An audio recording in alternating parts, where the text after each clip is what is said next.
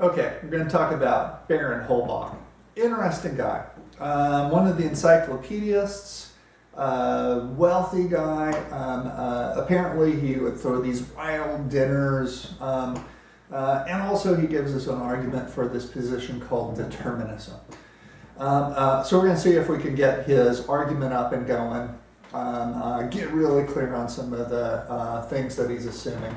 And we'll try to put some of his language in a bit more modern of a context, because we got to give the guy his credit here. He's writing this stuff back at a time when people are still running around in horses and carriages, right?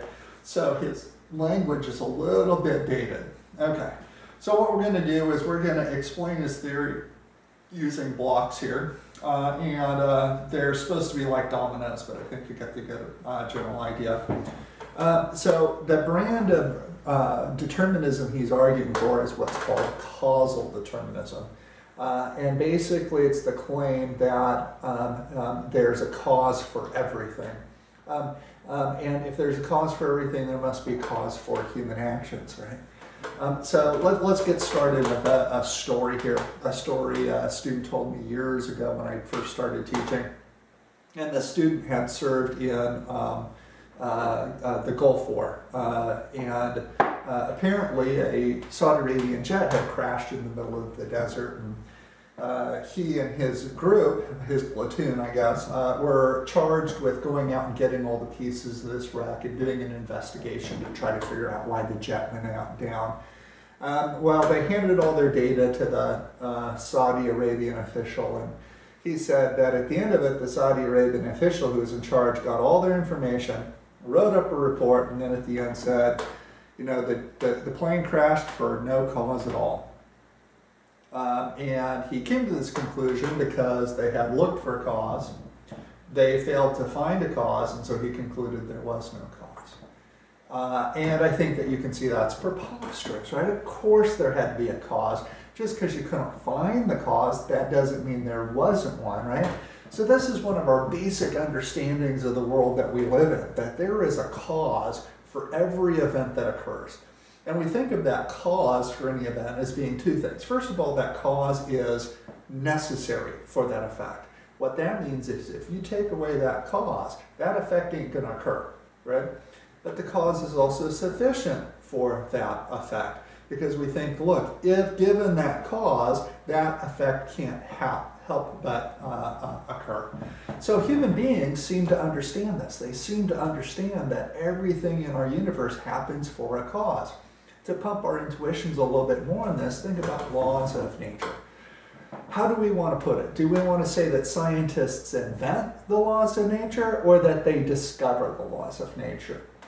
Well, clearly it's the latter, right? The laws of nature are discovered. That is, they're already out there, and it's our job as scientists and philosophers and academics to discover those. Now, we've discovered those laws as they range over quite a bit of things, right?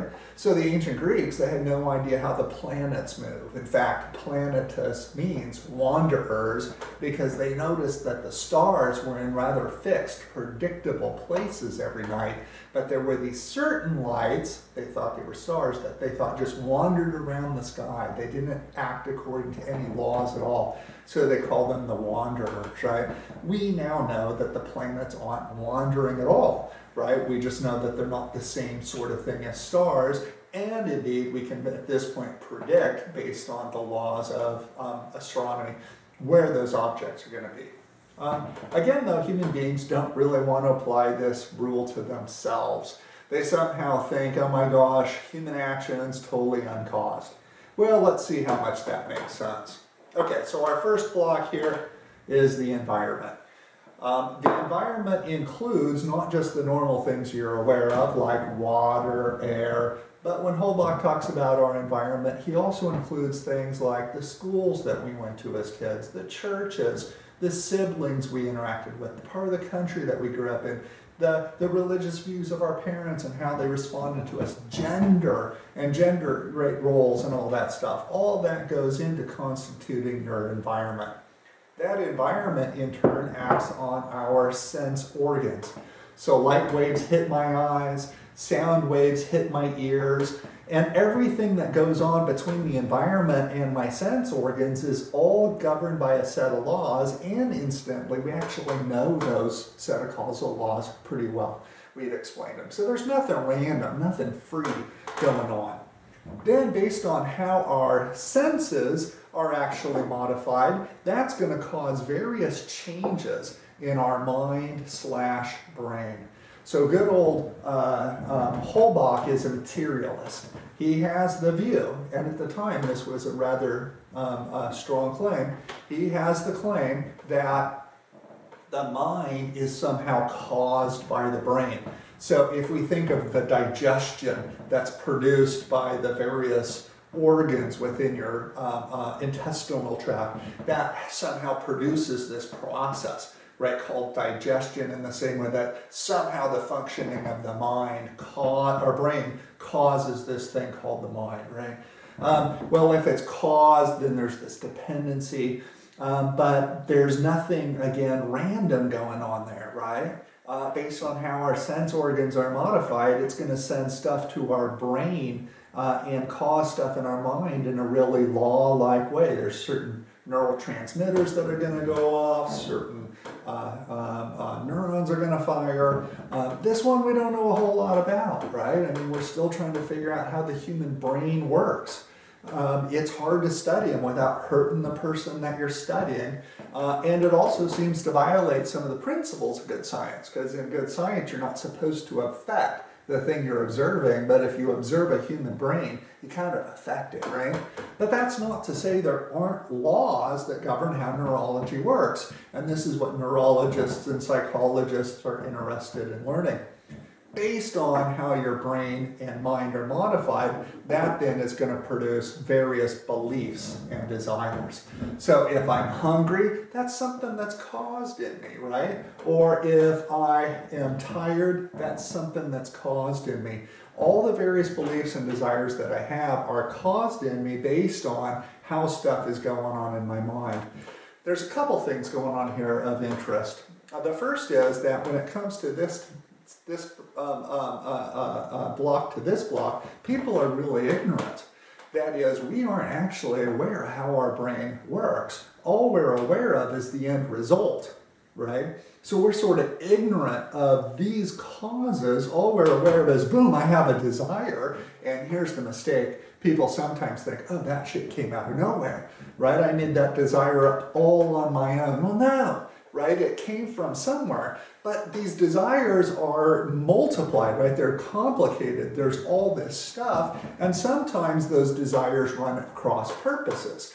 So somebody, for example, might want to stay up late because there's a good movie they want to watch. They've got that desire. But they also have the desire to go to bed because they're pretty tired, right? And you can imagine that first desire winning because it's a little stronger early on. But over time, as the desire to go to sleep gets stronger and stronger, that one wins. Because in nature, when two forces come into conflict, the strongest always wins, right? It's like airplanes. When airplanes fly, they're not breaking the law of gravity.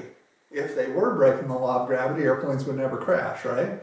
Instead, when airplanes fly, they're, because of the shape of the wing, able to create an upward thrust that's greater than the force of gravity, and as a result, they go up. They can even get them to where those two are exactly equal, so the plane is able to maintain a steady altitude, right? Okay. Based though on this whole plethora, this wide range of desires and everything that are pulling us around, lo and behold, our strongest desire, or set of desires, is what actually constitutes our will. And then it's our will that ultimately produces our action. Now, sometimes there's a physical barrier here keeping us from acting on our desires. Think of the prisoner who's in jail with the door locked. They have the desire to go to Dave & Buster's, but there's a bar there keeping them from acting on that desire. Now, when we remove that block, some people think they're free. No, they ain't free. They're still acting on their strongest desire, which was caused by this tug-of-war, right? So if all these things are causally connected, then there's this strong connection between our actions and the environment that we're in. It's as strong as this. Everything's causal, right? It's not like at any minute we have free will. right? Everything has a causal connection. It's just that the system we're working in is so complex that people are unaware, again, of the causes that are acting in us. Other day I was hungry, right? So I went to the vending machine and I put a few quarters in it, pressed E5, and lo and behold, out of nowhere, a Snicker bar appeared. Did it appear out of nowhere? No, right? There was a set of causes inside the vending machine that produced it. Was I aware of all of those things? No. I don't know what's going on in the machine. All I see is a Snickers bar. It came out of nowhere. Well, that's ludicrous. That's as ludicrous as saying that your particular desire came out of nowhere. We don't have control over what desires we have, and we don't have any control over the force of those desires. Those things are produced in us. Okay. At this point in his essay, Holbach gives 3 points of clarification. The first is, he says, look, choice doesn't prove freedom, right? That's not what free will is. So free will is not the same as choice. So it looks like right now I have a choice. I can get up from this table and I can go that direction, or I can go that direction. I have a choice. Aren't I free? Well, Holbach would say, well, no, of course you're not free, because ultimately the direction that you go is going to be based on your strongest desire. If I'm hungry, I'm going to head that way because that's the kitchen. But if I want to go play, I don't know, some PlayStation or whatever, I'm going to go that way because that's closer to the PlayStation, right? So choice is, in a weird way, an illusion. It appears as though we can go multiple ways, but ultimately the way that we go is always dependent upon our strongest choice. Second, he says, that free will is not the same as absence of constraint. And that was this example here. Just because nothing, I mean, I don't have any handcuffs on me. No one's got a gun to my head. No one's forcing me to stay here and do this video. So one might argue, oh, you have free will, right? You're just doing what you want to do, right? Well, no, right? Just because those things are absent, those restraints are absent, why I'm sitting here is because I'm acting on my strongest desire, and that strongest desire was caused in me, right, by all this sequence of events. Again, these are things over which I have no control. So what would free will be? Well, here he says something interesting. Free will would be the absence of necessity, right? What the hell could that mean? Well, again, in the last video we talked about this. The word necessity is a technical term in philosophy. It means that something is impossible not to occur. So again, bachelors are necessarily unmarried. Parallel lines necessarily do not interact, right? So in order to show that I had free will, you need to show that it was possible for me to act other than I do, right? But let's think about this, he says. Human beings, well, first of all, he says, all of nature is governed by what he calls a set of laws. And he gives 2 words to describe these laws that govern our universe. These laws, he says, are necessary, and these laws are immutable, right? So the laws are necessary in that they're impossible to break. I mean, if you could break a law of nature, it'd no longer be a law of nature. And I mean, if you could break laws of nature, good Lord, we'd be flying. I'd turn invisible. I'd set things on fire with my mind and my mind alone.